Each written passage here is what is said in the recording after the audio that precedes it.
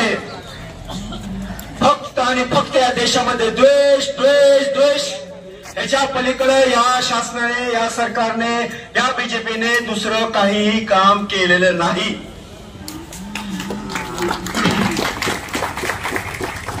त्याचमुळे आज आम्हाला इथं पोलीस स्टेशन समोर बसण्याची वेळ आली आमच्यावर.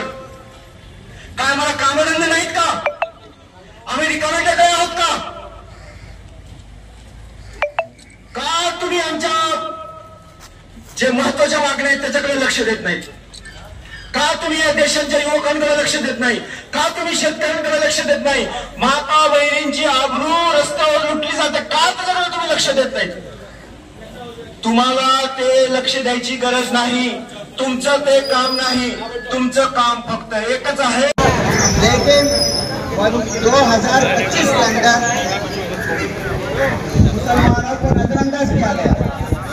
अहम तरीके से हुक्मरानी के एतबार से मुसलमानों के वक्त को नजरअंदाज किया गया. मुसलमानों के मुतालबात को नजरअंदाज किया गया. उलमा इकराम को मशवरा नहीं दिया गया. किसी भी मुसलमान की बात नहीं मानी गई. तानाशाही के एतबार से भाई पटेल नहीं चलेंगे, नहीं चलेंगे.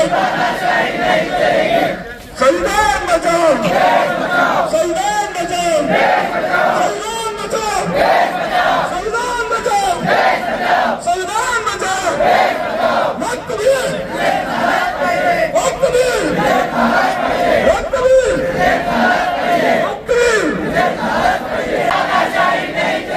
नहीं चलेंगे, नहीं चलेंगे.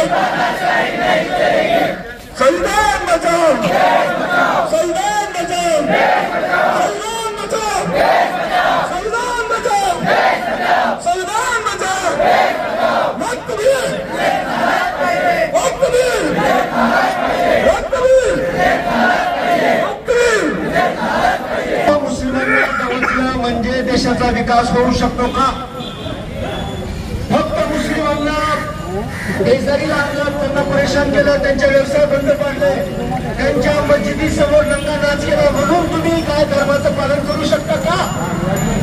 माझा हा प्रश्न आहे. या सर्वसामान्य